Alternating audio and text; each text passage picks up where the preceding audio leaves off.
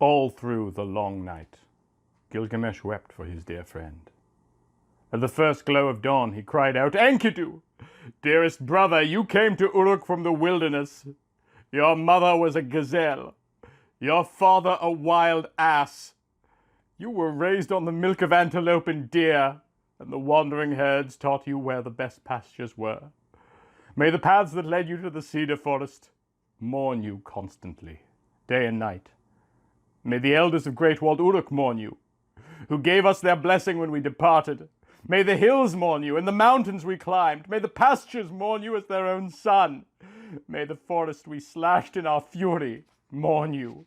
May the bear mourn you, the hyena, the panther, the leopard, deer, jackal, lion, wild bull, gazelle. May the rivers Ulaya and Euphrates mourn you, whose sacred waters we offered to the gods.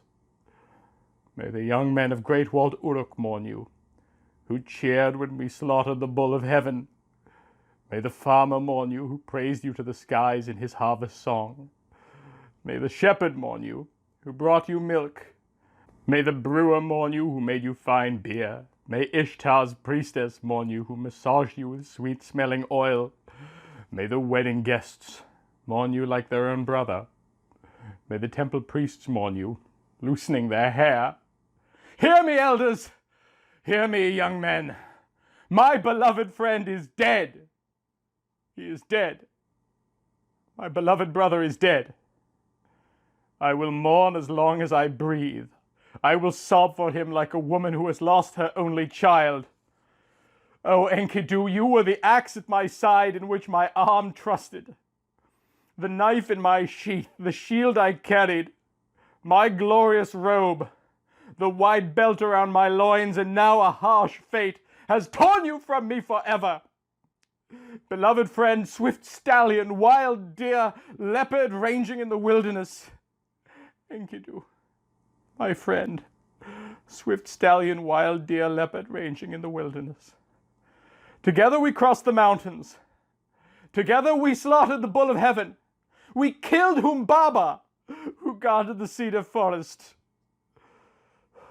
Oh, Enkidu, what is this sleep that has seized you, that has darkened your face and stopped your breath?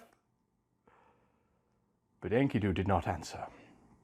Gilgamesh touched his heart, but it did not beat.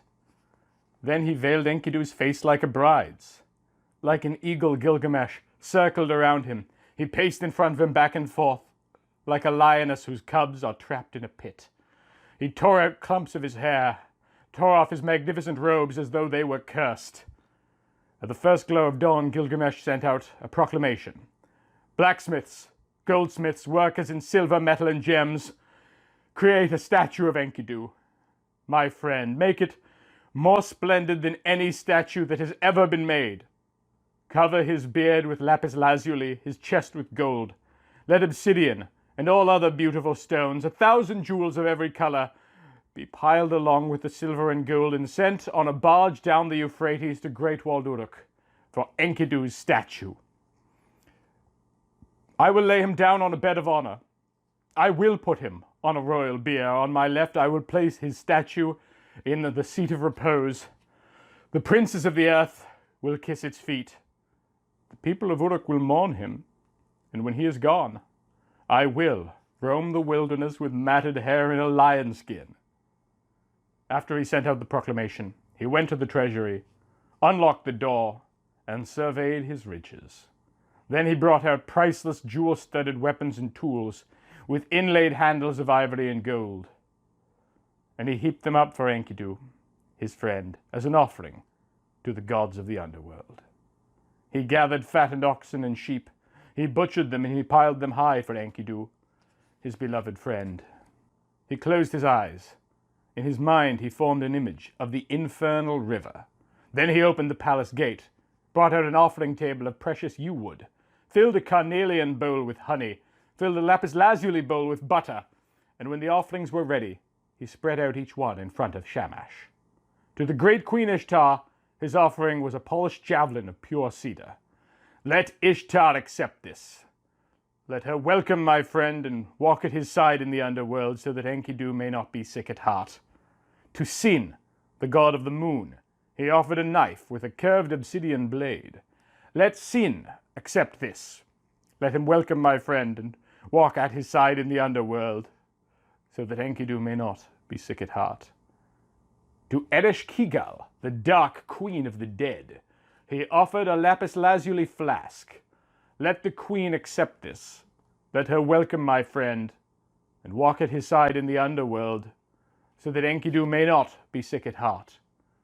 To Tammuz, the shepherd beloved by Ishtar, his offering was a carnelian flute. To Namtar, vizier of the dark gods, a lapis lazuli chair and scepter. To Hushbishag, handmaid of the dark gods, a golden necklace. To Kasatabat, the infernal sweeper, a silver bracelet. To the housekeeper, Ninshuluha, a mirror of alabaster, on the back of which was a picture of the cedar forest, inlaid with rubies and lapis lazuli. To the butcher Bibu, a double-edged knife with a haft of lapis lazuli bearing a picture of the holy Euphrates. When all the offerings were set out, he prayed, let the gods accept these. Let them welcome my friend and walk at his side in the underworld, so that Enkidu may not be sick at heart.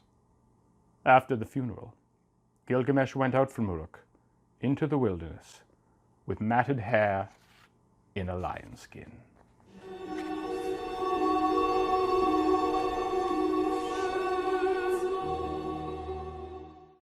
This exhibit on the Epic of Gilgamesh is made possible through the generosity and support of viewers just like you, particularly Michael Fattori and Break System BSE.